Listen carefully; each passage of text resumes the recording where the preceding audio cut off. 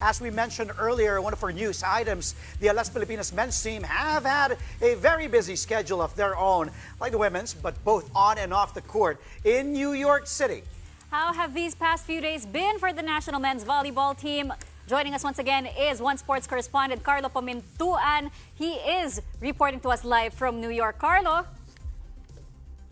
Hi, Cheska. It has been very busy, but a lot of fun for our Alas Pilipinas men's squad here in New York City. It all started when they visited the Consul General in the Philippine Consulate here in New York. It was an amazing experience for the entire squad, just to see the consul, see the people there, making sure that all of our immigrants, all of our OFWs are in a good position here in New York City. It was also very tearful because a couple of our members of the squad, and Coach Tom, one of our assistants, and JP Bugawan got to reunite with their moms. Coach Tom hasn't seen his mom in 3 years, while JP Bugawan waited 9 long years to be able to have this reunion with his mom. So everything that happened was tearful for New York. Another thing that happened right after that was there was a tryout for members of the squad who will be competing in a tune-up match against Alas Pilipinas from Phil Nation. We had a tryout, of course, led by our coaches to see who will be included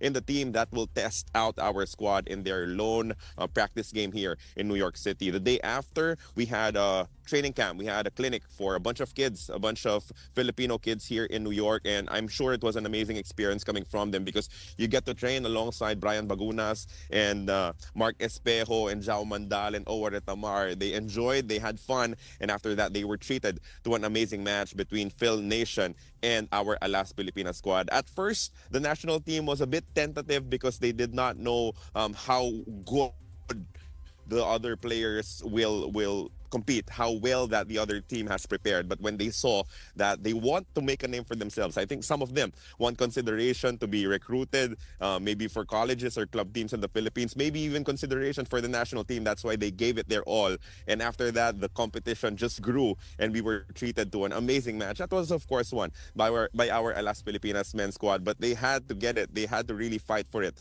against the selection that competed against them here in New York. Carl, kamustahin din natin. I remember your conversation with Pauline on the big story on Friday na nandun din for the nandyan yung Philippine team for the Philippine Independence Day Parade. Tell us more about the event, Carl. Yes, that actually happened yesterday. Yeah. There were, I think, more than 100 groups that were going to parade through Madison Avenue here in New York, and Alas Pilipinas was one of the very last. No, nandun kami dun sa pinakadulo nung parada. There was a fun moment where one of the guests here, si Martin Rivera, actually joined our float. No, sumama sa amin, tapos yung buong team, yung ibang coaching staff, kumanta pa ng Be My Lady kasabay ni Martin Rivera.